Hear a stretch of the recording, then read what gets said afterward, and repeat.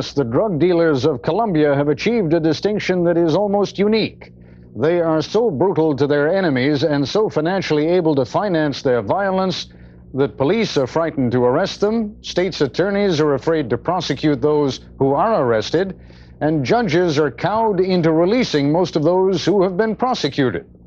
It was therefore quite remarkable that last week, literally hours after he was apprehended in Colombia, Carlos Lehder, one of the alleged kingpins of that country's drug trade, was extradited to the United States. Here's Nightline correspondent James Walker. Security outside the Jacksonville, Florida courthouse was heavy this morning. Federal marshals stood guard armed with automatic weapons, while inside, one of Colombia's most feared, most successful drug bosses, Carlos Lehder, pleaded not guilty to charges that he had smuggled over 3 tons of cocaine into the United States. The immediate impact of the arrest of one major trafficker on the flow of narcotics is not going to be very great. It's the psychological impact, it seems to me, that first, it tells the rest of the traffickers they're not immune. Charles Gillespie is the U.S. ambassador to Colombia. Not only Colombians, but citizens of all the rest of the countries that are fighting the narcotics trade, that something can be accomplished and that the big guys fall. And I think that's very important. Lehder was arrested last Wednesday by Colombian police after a shootout at a remote ranch outside Medellin in the Andes Mountains. Medellin is the headquarters of the cartel that supplies about 80% of the cocaine consumed in the United States. It earns an estimated $8 billion a year, more than the gross national product of nearly 1/3 or 50 nations of the world. To protect its investment, the cartel relies on murder, bribery, and intimidation, and it will go anywhere to carry it out. When former Justice Minister Enrique Parejo was threatened for trying to crack down on the cartel, the Colombian government sent him to Budapest to be ambassador to Hungary. But not even the Iron Curtain could protect him. They are capable of putting a gun into the hands of an individual and shooting an ambassador in an Iron Curtain country. I find that amazing. And, well, not only amazing, I find it an outrage. Parejo was shot 3 times in the head and neck and left for dead outside his residence in Budapest. While Parejo survived the attack, his predecessor at the Ministry of Justice, Rodrigo Lara, had been assassinated in Bogota 18 months before. And the targets are not just government officials. Last December, gunmen shot and killed Guillermo Cano, publisher of Bogota's second largest newspaper. Cano had been an outspoken critic of the drug smugglers. Guillermo Cano's death has given us a real motive to fight openly. Rafael Santos is the editor of Bogota's largest newspaper, El Tiempo. He knows well the drug cartel's determination. They have everything. They want power now, and they will go anywhere to get that power. Last September, the chief of security for Avianca, Colombia's largest privately owned airline, was shot to death 2 days after his men found $5 million worth of cocaine hidden in the tires of a cargo jet bound for Miami. A year ago, last January, Barry Seal, an informant for U.S. drug agents, was murdered in Louisiana. Seal was getting ready to testify against the Medellin Cartel. The so-called godfather of the cartel, Pablo Escobar, has been charged with plotting Seal's murder. Escobar was capable of behaving like a chameleon, playing the role of Robin Hood to Medellin's poor, enlisting their support by building free housing, even paying for construction of a zoo. One of the reasons it's been hard to get the kingpins is that obviously they've developed some kind of support base in parts of the country where they are. And I don't know that this really signifies that that's all wiped out. The cartel also used intimidation and murder to try to control Colombia's judges. If they could not be bribed, then they would be killed. 31 so far. I try to put myself in that position. What would happen in this country if an organized criminal organization did this? There would be such outrage and such fear and anger that something would have to happen. I think that same thing is happening down there. Colombian and American officials agree that Carlos Lehder's arrest is an important first step in the battle against the drug bosses. What remains unclear is whether it signifies a commitment by the new Colombian government or whether Lehder himself became a victim of the cartel and business will continue as usual. I'm James Walker for Nightline. When we come back, we'll go to Bogota to talk with the U.S. Ambassador to Colombia, Charles Gillespie, and with Colombian journalist Juan Manuel Santos. Joining us now from Bogota, Colombia, is U.S. Ambassador to Colombia, Charles Gillespie, and Juan Manuel Santos, deputy publisher of El Tiempo, Bogota's largest daily newspaper. The Santos family, which for many years has been involved in publishing, has received death threats, apparently from the drug cartel. Ambassador, when you kind of hear the story put together the way that James Walker did just a couple of minutes ago, it almost sounds like a bad movie. How much of this is, in any respect, a media hype, and how bad is it? Well, it's pretty bad. The narcotics trafficking trade, which is now much more than a trade, it seems to me, pervades not only the consumer countries, but it's having a tremendous effect on the producer countries. I think that the violence, the ruthlessness, the greed, the depths to which these traffickers will go to sell this stuff is very, very serious. At the same time, I think that that there probably ought to be some balance about what this is about. We're talking about criminals plying their trade. We're talking about very brave men and women in countries like Colombia who want to see law and order prevail, who don't want to see the criminals succeed. Now, I think that same desire exists in the United States. I think it exists in countries around the world. And the one thing I hope won't happen is that people will not panic in front of this, that there won't be a sense of hopelessness. These guys are too big, that somehow we can't get at them. I think that the events of the past week are very important. I think the events of the past months and years in Colombia are very important because, if anything, the story is one of a will to do something about a problem and a story that is, in some degree, a success story. All right, Mr. Santos, let me ask you, because here in the United States, for all the violence of the mob and for all the violence of drug traffickers, it is very, very rare that a newspaperman or woman is either beaten up or killed. And yet I understand in your country it has not been at all uncommon, and indeed your own family has received threats. How does that affect the way you pursue your own trade? It must make you think twice before you write something, before you publish something. Of course, made me think twice to come to this program. But I think the reaction of the press has been a very strong reaction. We felt threatened, and we reacted in a very strong way. I think what we did the day that the publisher of El Espectador was killed, March of Silence, has no precedent in the history of any country.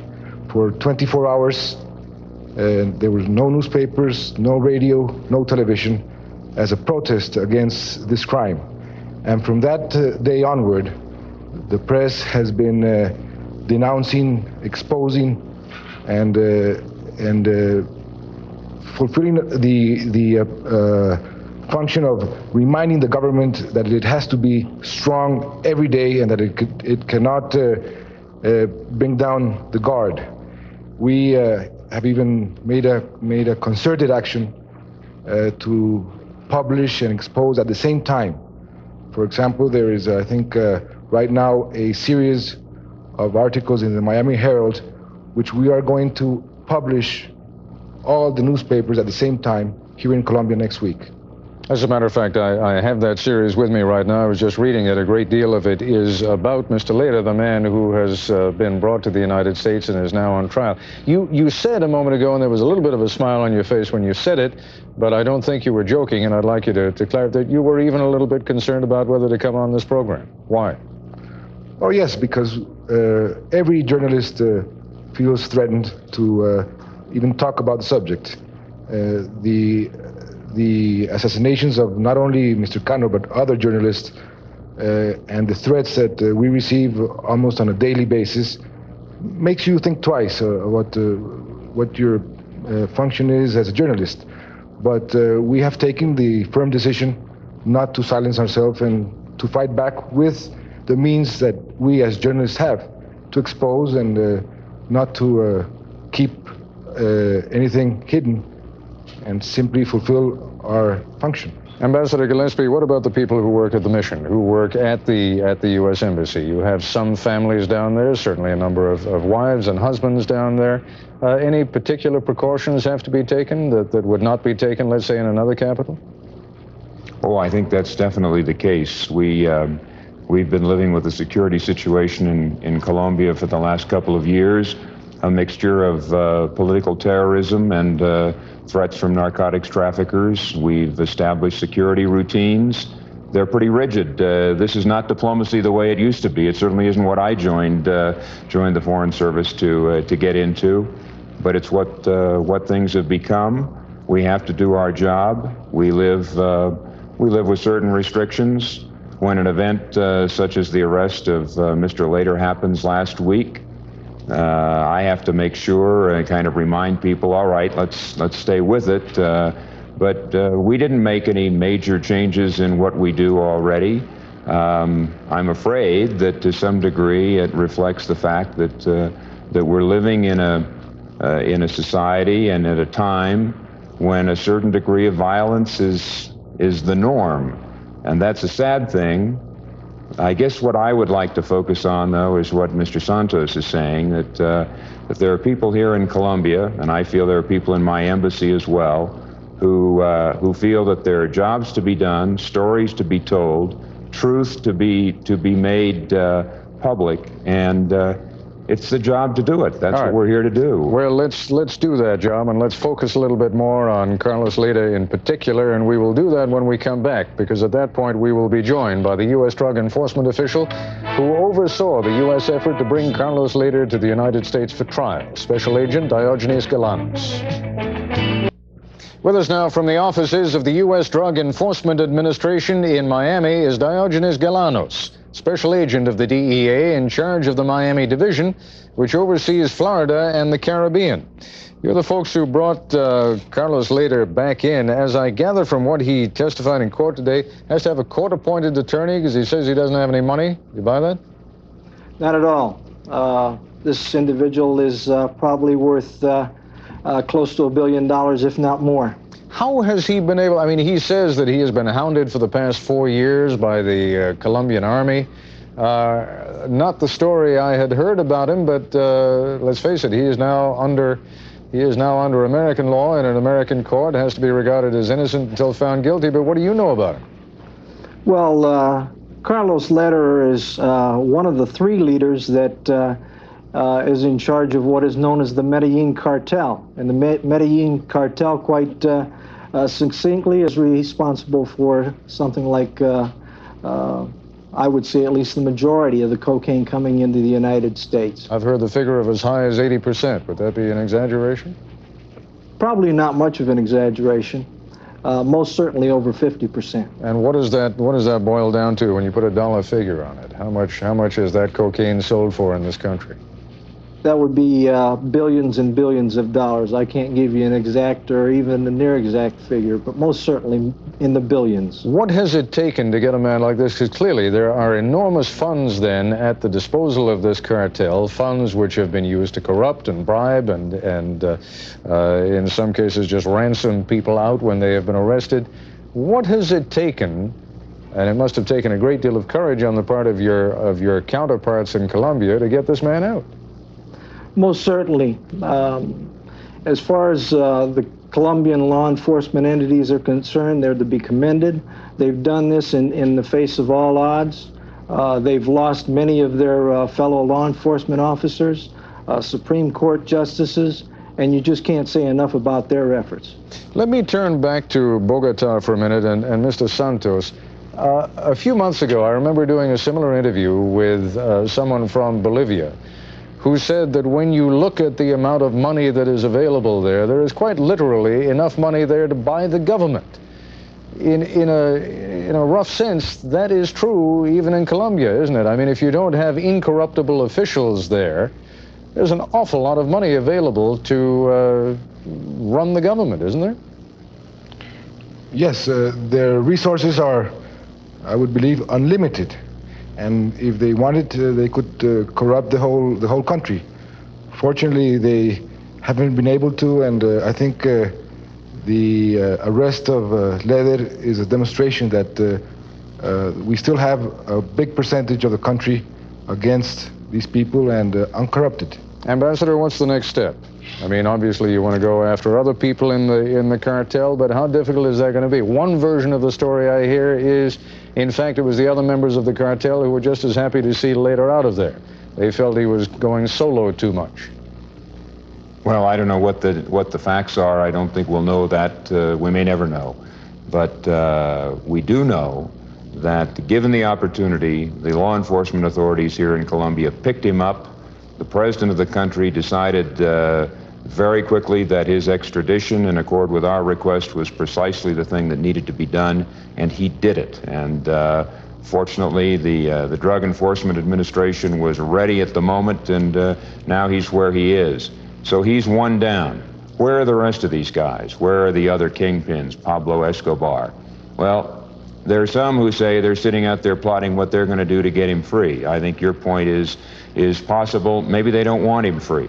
But I also don't think that they're running around Medellin or wherever else they were before with quite the same feeling of relaxation or ease. I think that they're probably worrying just a little bit about what might fall down on them next. That's the way it ought to be. They ought to be apprehensive. I think that kind of pressure needs to be maintained, and I think that that's exactly what the Colombian authorities are going to do. Mr. Galanos, if you can interpret for us now what this is going to mean in terms of the drug trade or the price of cocaine on the streets here in the United States, is it possible to draw a cause and effect just from the arrest of one man?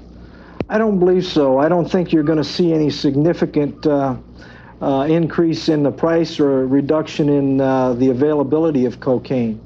I think it's going to put out another message, though, to the rest of these violators that they don't have enough money, they don't have enough power, and they don't have enough intimidation to stop the governments of the United States and Colombia in pursuing them also.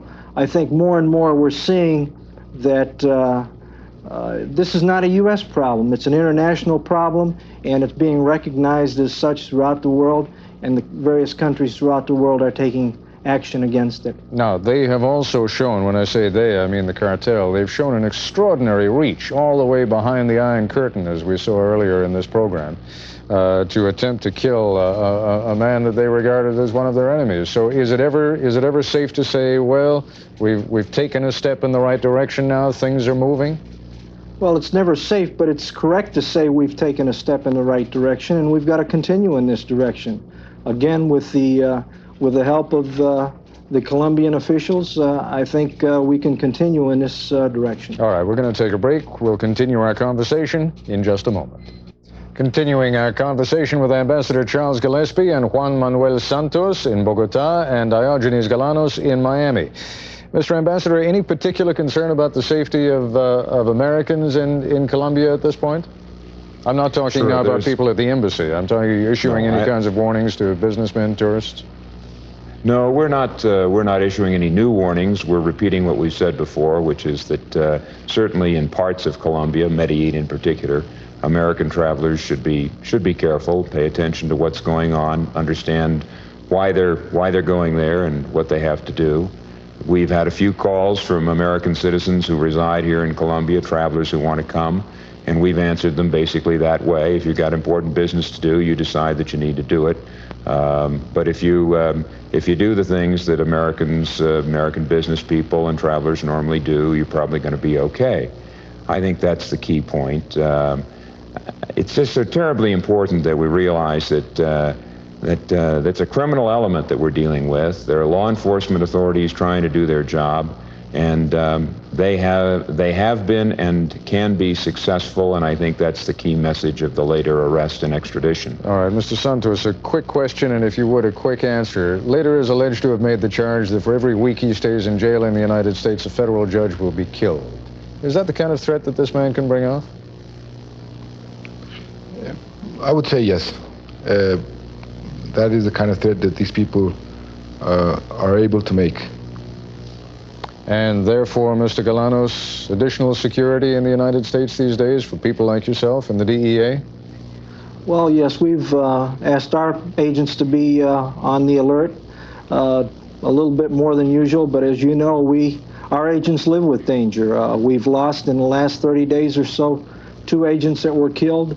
A third one here in Miami was wounded. So we live with that element of danger.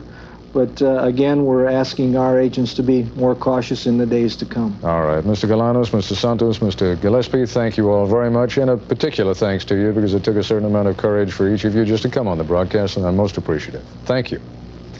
That's our report for tonight. I'm Ted Koppel in Washington. For all of us here at ABC News, good night.